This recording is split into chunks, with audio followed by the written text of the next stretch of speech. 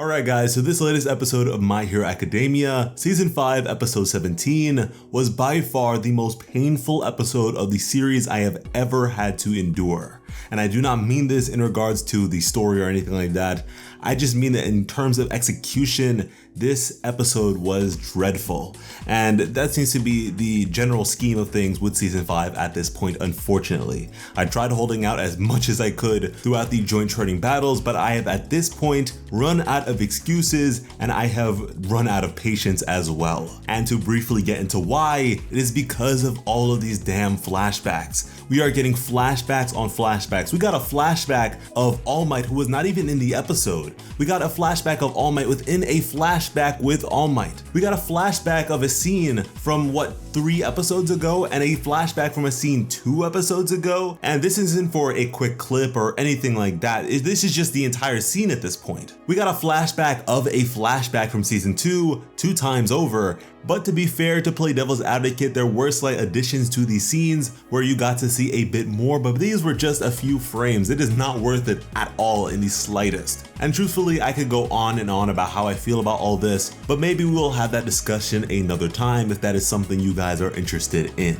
But now getting past the flashbacks which encompass the vast majority of this episode, we did in fact have the Todoroki family dinner. What in the manga was one of my favorite domestic scenes. This was a scene with a whole lot of tension brewing in the room. You could tell that Natsu was not really feeling his dad and wanted nothing to do with him. You could tell that Fuyumi wanted to hold them all together, and Shoto, being as young as he was a bit neutral. He's caught in the middle between these two extremes, and it just made for a very interesting circumstance beyond the superpowers, beyond all the heroics and all of that. These are just people, and you can see these sort of lives they live in their day-to-day. And I specifically remember covering these contents with the manga all the way back when we first began with the channel, and it was just one of those moments where I had to appreciate Horikoshi as a mangaka. I mean, the weight that he provided to the speech bubbles and all that at the time, you could just feel how awkward this scene was. But in regards to its translation to the anime, I don't know if it's just my sentiments towards the rest of the episode speaking here, but it just didn't have that same level of impact. It felt a bit poorly paced. It felt like it was just going through and I didn't get to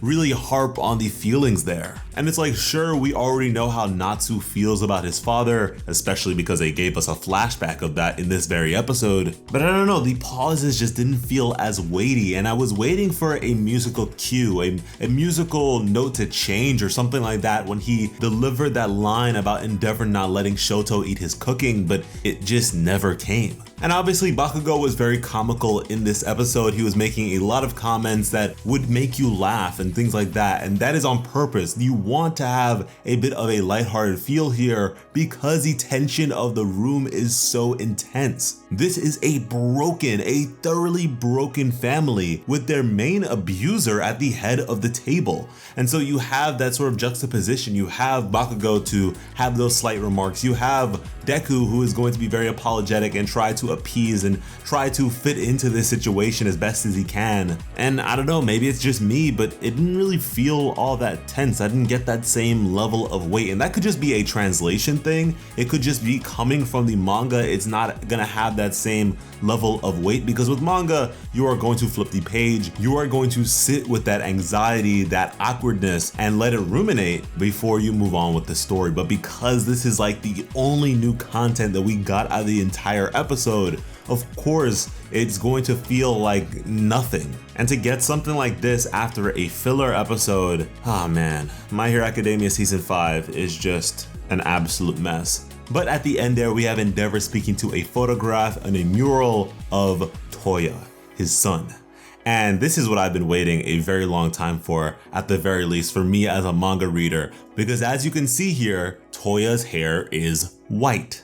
However, in the anime, for whatever reason, they went with red, and they just kept on going with red time after time after time. And I was just wondering, when are they going to correct their mistake? Because Toya's hair is definitively white. And I've had people in the comment section forever now debate me on that fact that his hair was actually red and this and that, but no, it's white, and they've just now decided to make things right, I guess. Despite having a flashback we've seen several times over at this point where his hair is read in the very same episode, but whatever, I'm done talking about flashbacks. That'll be another video. But yeah, in terms of new content to talk about, that's just about it. I mean, we got a new villain at the end of the episode after the credit scene who seems to have an allure towards Endeavor, but not much more beyond that. Guys, if you watch this episode, please let me know how you feel about it. I cannot be the only one who is fed up. Please let us know in the comments down below. And hey, even if this video is not exactly enjoyable, I am sure that you will enjoy the rest of the content that we have available to you on the channel, so go ahead and subscribe to Plot Armor with notifications on to keep up to date with all of that and more. You can also hit us up over on Twitter and Instagram at PlotArmorYT to keep up with everything that we do even further.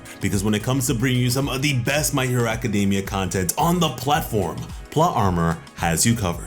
As always, I'm Sliceable Otaku. Thank you all so much for watching and have an awesome day. I love you.